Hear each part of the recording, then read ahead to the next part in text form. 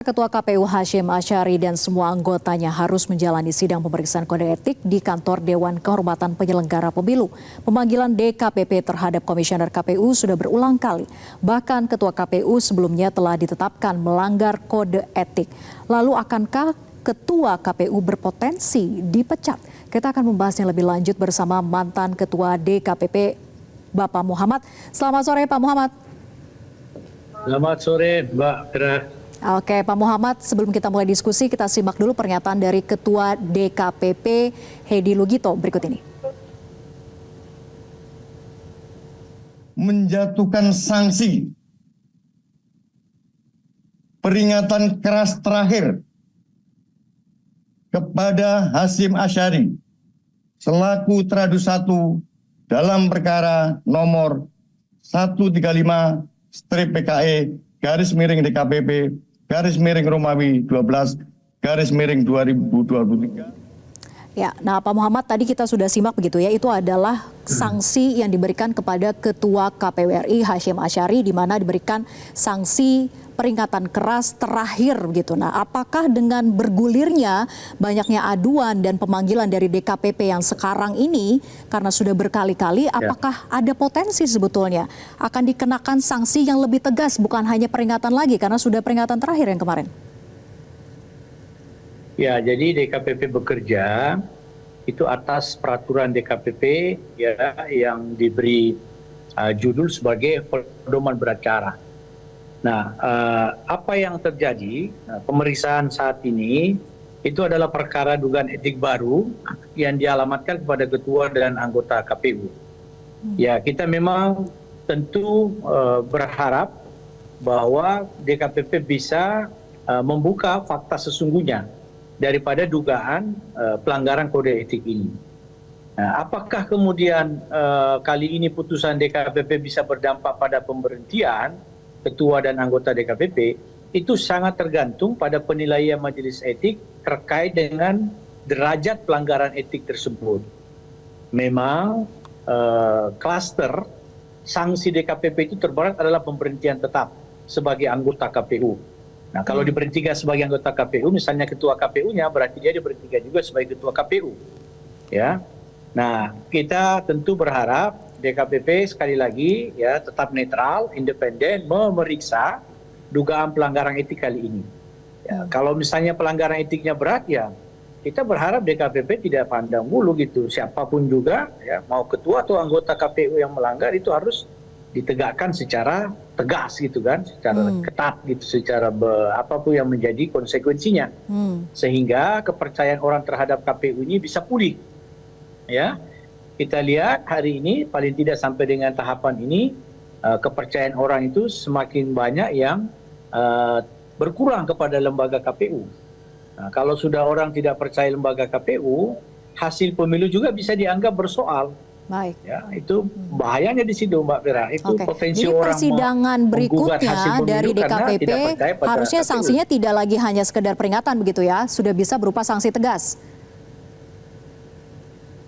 Ya, kalau memang pelanggarannya berat, ini kan kalau misalnya terbukti bahwa terjadi kebocoran data pemilih, itu adalah sesuatu hal yang serius itu. Itu kedaulatan kita di situ.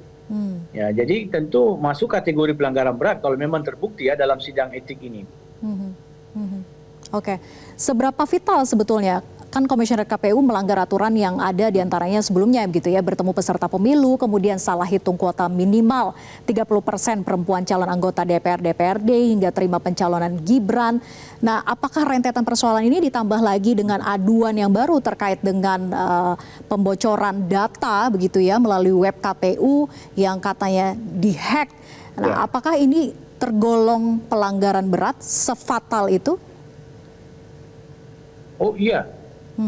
Kalau memang terbukti nanti di sidang etik bahwa KPU, ketua dan anggota KPU tidak firm ya menjaga kerahasiaan data ya, maka itu masuk kategori pelanggaran berat. Bayangkan data-data pemilih kita bisa bocor gitu ya. Ya tentu KPU akan berdalih bahwa ini tidak hanya menjadi tanggung jawab KPU, itu dalih yang kadang-kadang kita dengar bahwa ini ada serangan hack. Nah, nggak boleh KPU berlindung pada alasan itu. KPU harus sudah punya antisipasi yang cermat, tepat begitu. Ya, jadi dia harus punya strategi untuk mengantisipasi hal-hal seperti ini. Karena isu-isu atau fakta-fakta kebocoran data pemilih ini bukan kali ini saja, itu sudah berulang. Nah, pertanyaannya apakah kemudian KPU tidak belajar pada situasi-situasi pada pemilu sebelumnya? Kan itu menjadi big question bagi kita. Ya. Harusnya ada antisipasi yang baik, yang cermat, ya, melibatkan misalnya lembaga-lembaga yang relevan, lembaga sandi negara misalnya, atau lembaga-lembaga lain yang independen yang bisa memastikan keamanan data pemilih. Ini kedaulatan kita di situ tuh, data kita sampai bocor itu menurut saya itu termasuk kategori pelanggaran etik berat. Oke, jadi KPU jangan menjadikan hacker sebagai tameng begitu ya? Hanya dalih untuk lepas tanggung jawab. Beliau harus tanggung jawab. Nggak boleh begitu. KPU harus tanggung jawab bahwa ya dia akui misalnya bahwa ini ada serangan hacker, kami menyatakan tanggung jawab, ya kita sekarang tuntut bentuk tanggung jawabnya seperti apa misalnya. Ya tentu harus jiwa besar mengakui, minta maaf kepada rakyat Indonesia, ya karena misalnya tanggung jawab itu tidak dilaksanakan dengan baik, tidak dijaga dengan baik. Inilah sebenarnya concern DKPP itu, ya Mbak Pera dan para pemirsa Metro TV, concern DKPP itu pada kode etik.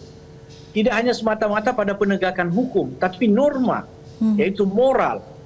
Ini kalau misalnya di luar negeri, penyelenggara pemilu seperti ini sudah berkali-kali dia diberi sanksi oleh majelis etik, dia sudah mengundurkan diri, tidak harus menunggu diberhentikan.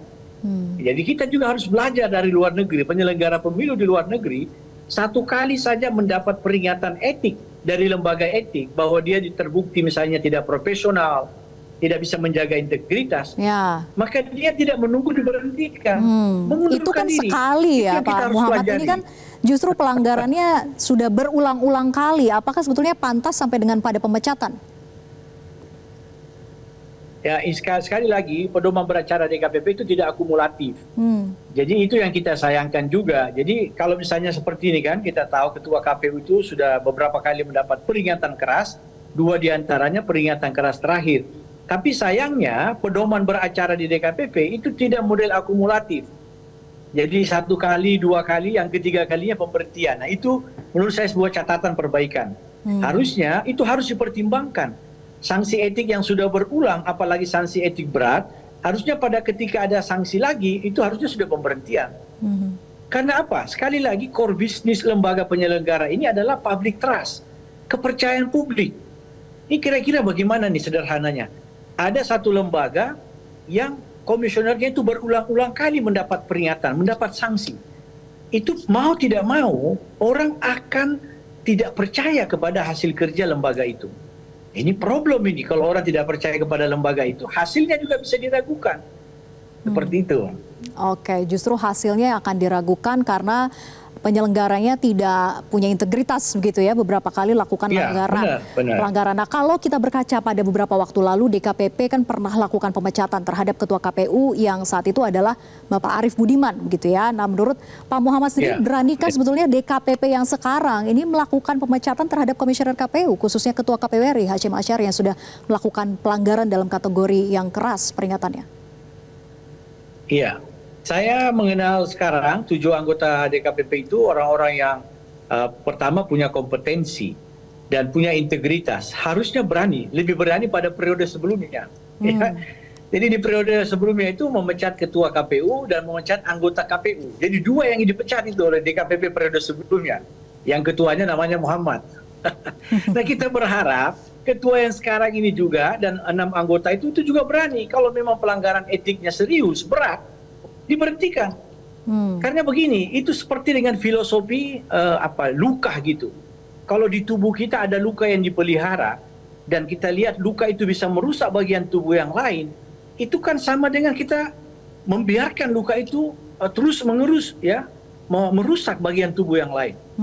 Tapi kalau kita yakin bahwa kalau kita potong luka ini maka yang lain akan sehat, maka jangan ragu-ragu, potonglah bagian tubuh itu. Tapi apakah otomatis demikian Pak Muhammad? Karena memungkinkankah pemecatan terjadi ketika rekapitulasinya saja belum tuntas? Yang dikhawatirkan adalah akan timbul masalah baru dan ketidaksinkronan data dan sebagainya.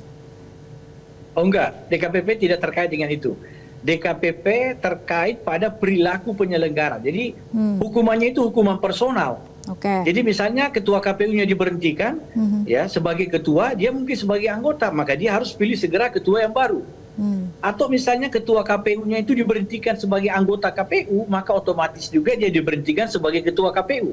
Maka DPR Komisi 2 harus segera memproses penggantinya anggota yang diperpecat secara permanen. Jadi tidak ada, karena calon pengganti 7 orang ini sudah siap semua. 7 nama pengganti 7 orang ini sudah siap semua. Sudah ada presidennya belum, Pak Muhammad? Sudah ada presidennya belum sebelumnya? Ketika rekapitulasi manual belum selesai, kemudian dilakukan pemecatan. Selama ini memang belum, ya. Jadi selama ini pemberhentian itu harusnya diikuti dengan proses PAW, ya, oleh Komisi 2.